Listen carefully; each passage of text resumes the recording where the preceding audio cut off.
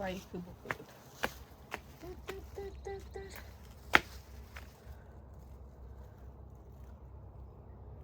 5:30เลยพวกแก้วเอ้ยนี่นะสบายดีตอนเช้าเด้อมื้อนี้เป็นวันศุกร์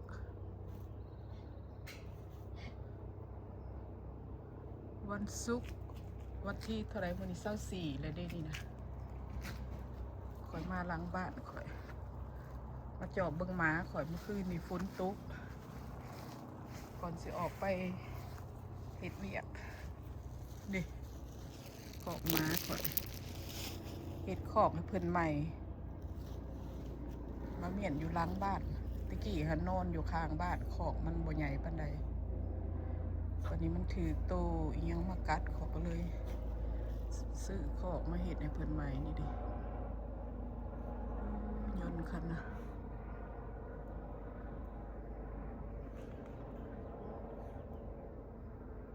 เดี๋ยวนี้5:30ตอนเช้าเด้อวันศุกร์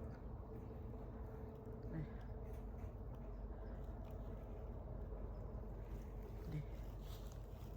พวกคนกสิโนนอยู่ในขอบักง่ายเด้สูงประมาณ10 ฟุตยาวประมาณ10 ฟุตกว้างประมาณ5 ฟุตเด้แล้วก็มีขอกหน่อยป้าเพิ่นทางข้างพอมานี่คนยาวเอาอยู่เฮือนนำบ่ได้พวกเจ้า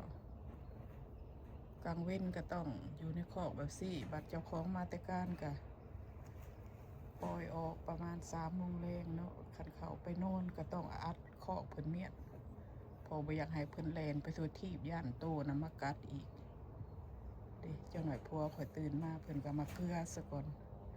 เอาออกมาขี่มาเหี่ยวแล้วก็เอาเขานอนคอกคืนนี่เด้คอกหมาข่อยใหญ่เด้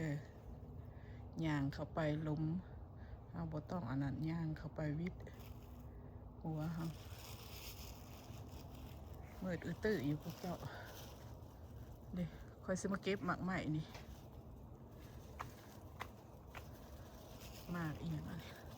หมากพีชนี่ได้พวกเจ้าใหญ่ได้นี่นะ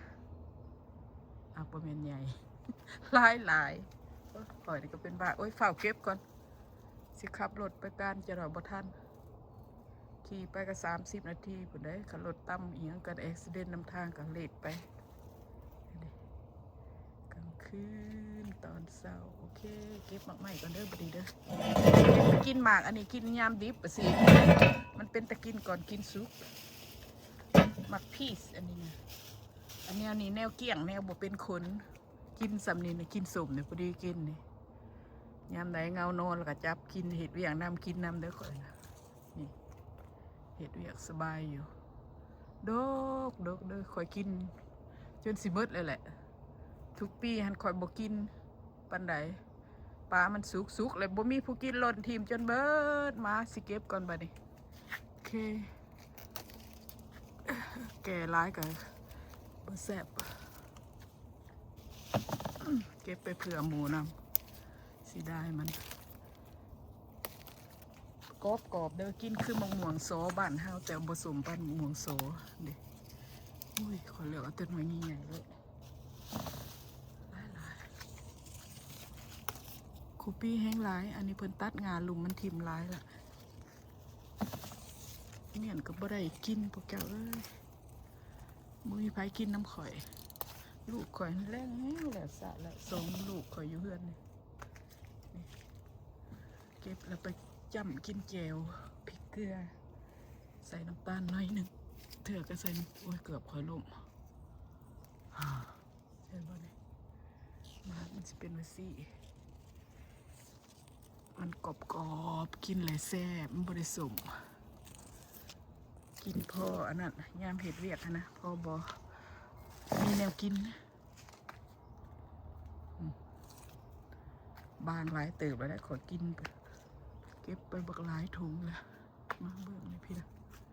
เฮ้หลายโอเคสิเก็บก่อนไปยำกินก๊อบคักคันซุกแล้วก็ล่นถิ่มเสียได้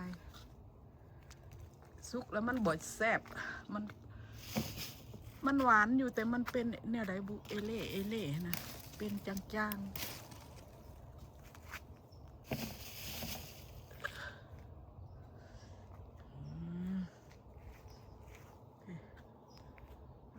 มาแต่เก็บสิบ่ทันการละโอ้ยตาก็ล้นเทป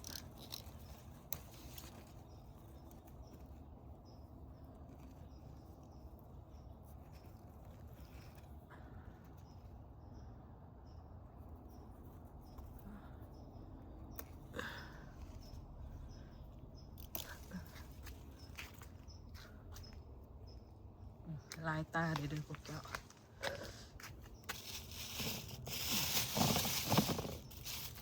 เดี๋ยวลายเติบเลยนะ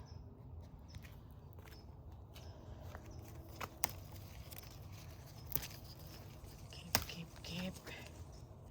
ผัวคอยละสิว่าแล้วเนาะไปใส่หมดแล้วหมักใหม่กินแล้วอันนี้เนี่ยสุกเลยหล่นถิ่มกินบ่ได้บ่มีไผกินมันนี่แหละแทนที่มันก็แซ่บอยู่ในพวกเจ้านะดกดิแต่คนมันบ่มากินหมักไหม้มันก็เลยบ่กินพวกนี้เฮือนนี่สิดกคืออย่างไรกินสุกคือหมักม่วงโซนี่ยำก๊อบคอยมักอยู่กินสำเร็จแต่ว่าซุปคอยบ่กินคือกัน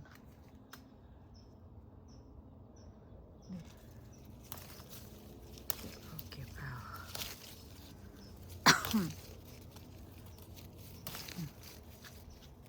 พอแล้วจะหน่อยสิบทันการขอลืมเก็บเนี่ยแต่ตอนแรงวานนี่หลายพอคุกมันสูงก็กินไปโอ้ยหลายถุงแล้วโอเคบายเด้อสิไปการก่อนบัดนี้เดี๋ยวนี้5:30พอดีออกแต่นี้ไปก็6:00ขอเริ่มเฮ็ดเวียกโลดพวกเจ้าเลิก2:30คู่มื้อจันทร์ถึงศุกร์โอเคบาย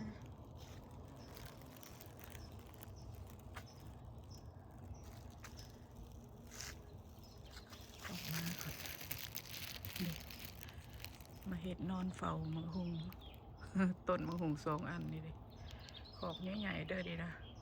ซื้อขอกนี่ประมาณเท่าไหร่ลูกเขาว่าออเดอร์ออนไลน์250แต่ขอกน้อยทั้งคางหันซื้อแต่โดนแล้วนะโอเคบายโอเคบายเวิร์มแอนวิโลเขาไปนอนอยู่ในเด้อมันหนาวเด้อแต่หมามันประจักหนาวดอกพวกเจ้ามันเป็นเลือดห้อน